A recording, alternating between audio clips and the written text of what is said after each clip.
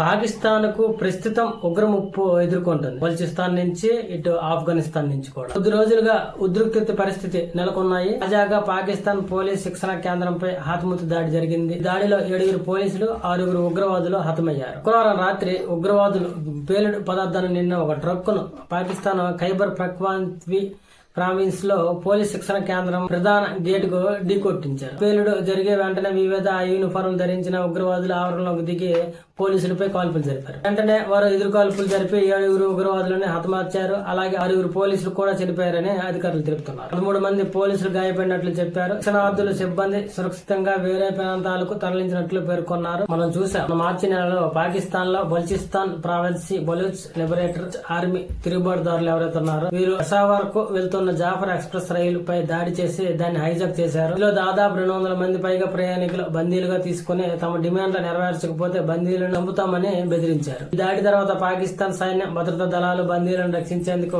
కష్టపడుతున్నాయి.